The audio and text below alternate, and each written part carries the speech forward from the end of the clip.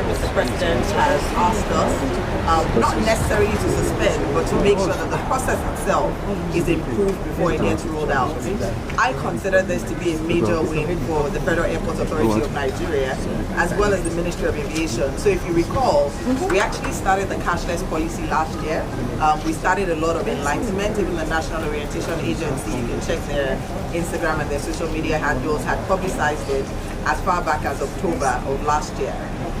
We were asked to implement a federal government directive, which was done at the Federal Executive Council.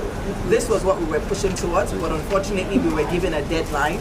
We had actually asked for a hybrid approach that allows us to do both cashless as well as automated. So for me and the agency, we actually thank Mr. President for this laudable initiative.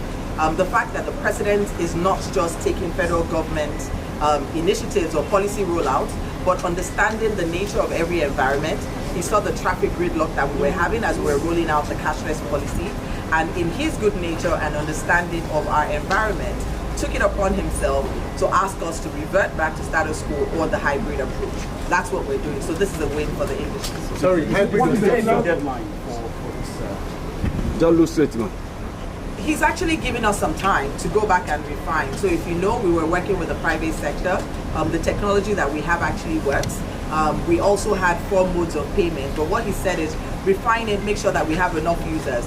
I do want to say that despite all of the enlightenment that was started, I believe that a lot of passengers as well as commuters did not realize that we will actually stick to the March 1st deadline that was given to us. I would say that from October to February, or from October to March 3rd, we actually had 100,000, we had over 100,000 users that we enrolled, of which 60,000 of those users were actually enrolled in the last 3 days. So for me, that is a major win.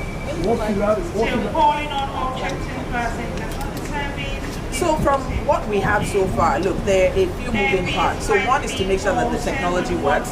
2 is secondly to make sure that a lot of our users are more enlightened. We give more people the options to pick up, whether it's the cards, the e-tags, and then bring on the private sector on board to ensure that we're sort of using lessons learned that are made in other regions as well. When you see the process, so are you talking about the technology? Are you talking about the gridlock? Which part of it? Okay, so a couple of things. So I mentioned earlier that the process in itself was successful when it comes to user registration and the number of people we're able to onboard.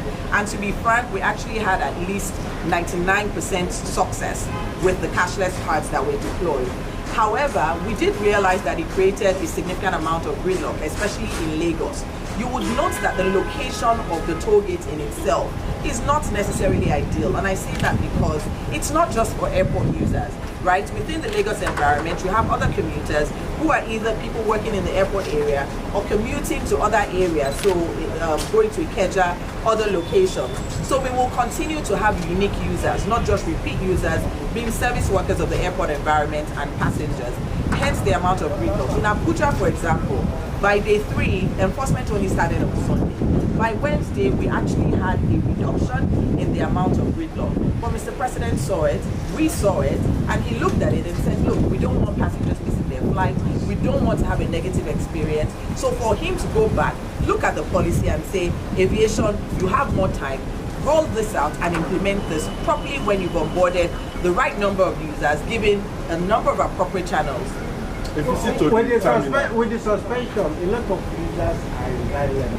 What's that? I don't see the dilemma, right? Because they're still able to use their card. So I'm sure that in the next couple of days, once we've sort of gone down on the gridlock that we had over the last few days, we'll look at it again and see how we can use the hybrid approach.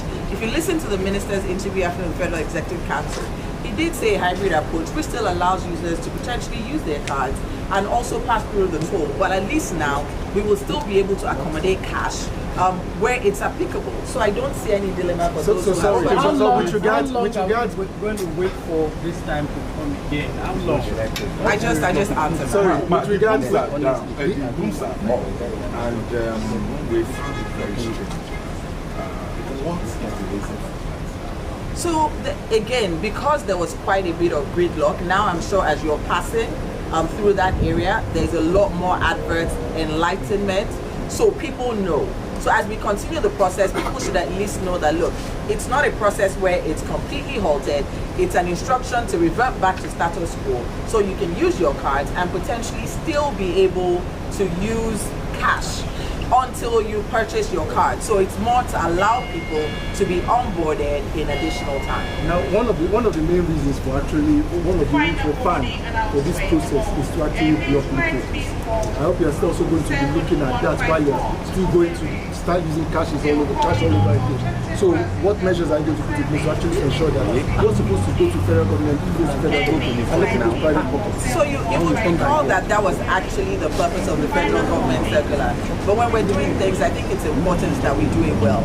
We go back and make sure that in the drawing table, the change management process is right, the enlightenment is right, and of course to make sure that even in the process, even when you continue to collect cash, there is at least a way before you do a full transition to also minimize the leakages that we see now.